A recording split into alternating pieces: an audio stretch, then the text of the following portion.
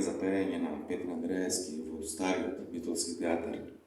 Една од неговите сцени беше со јагне во рацете и пееше: рековме, да не е Стефановски не би заиграл тука, зашто семејството Стефановски беше јак столб на битолскиот театар со години.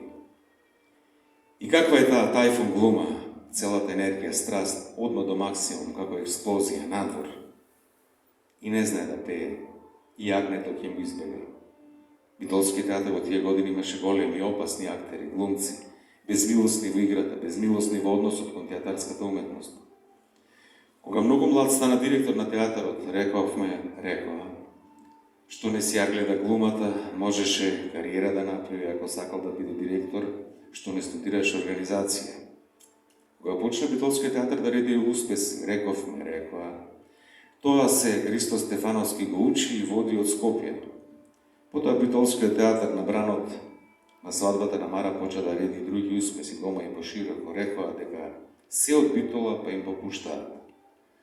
Во Скопје од високо го гледавме Баге и чекавме да му се поарче ентузијазмот, да му завршат идеите, да му снема нови режисерски имиња, да остане без средства за нови луѓе, да го напуштат локалните спонзори кои му подаруваа превоз, текстил, масло за грејење, материјали за изработка на декори, пари кои помага да се дотурка представата до премиера, зашто менаџирањето на театарот каде е уметност на денот, преживувањето во тој миг во строга временска рамка и одвој.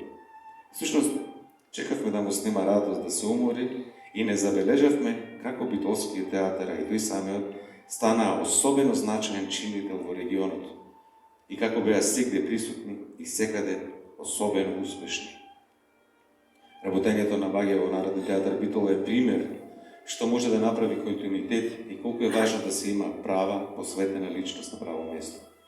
Се гледавме и кога работев неколку представи во Битола и кога доаѓаше во Скопје, постојано беше во акција, од негде доаѓа, некаде оди, има да се види со некој, договорил кој ќе работи кај него, што за Охридско, што за од септември. Од една во друга представа, или поарно од едни во други представи, од еден на друг фестивал, и на сите своји битки ги носеше со себе, ништо не беше претрчено, занемарено. Напаѓаше, се бранеше, беше повреден, кога мислеше дека е направена некоја неправда на Битолскиот театар. Таа енергија за својот театар сум ја сретнал кај најголемите директори со кои сум соработувал, од Јован Чирилов во Белград до Роберт Прустин во Америка, Манфред Белхарц во Германија или Никос Куркулос во Атина, на кој никој толку страстно изразена и видливо не манифестирана како кај нашиот Баге. Овде никогаш не сме умееле луѓето што ни вреда, што се особени, што се успешни, да ги истакнеме, наградиме, да ги презентираме како модел за следните генерации. Повеќе би сакале ако можеме да ги сотреме, да ја поништиме нивната трага, да ги компрометираме политички, да ги изолираме, евентуално да ги осудиме. Приказната за Благој Стефановски е приказна за подемот и успехот на генерации актери, режисери, сценски мајстори, шнајдери, драмски писатели и многу други на кои ќе им недостасува. Приказната за Баге е приказна особено за неговите Сонја и Бојан, за рекометот, за Битола, како сериозно културно средиште. Покрај тагата имам една горчина, зашто мислам дека беше принуден многу работи да направи наспроти инерцијата на малата средина и градската управа, наспроти скепсата на метрополата. Понекогаш наспроти скепсата на ансамблот, наспроти анемичноста на владите во однос на културата, наспроти големите скопски театри, наспроти често недоволната поддршка на Министерството за култура, наспроти патување со автобуси на големи релации, наспроти се.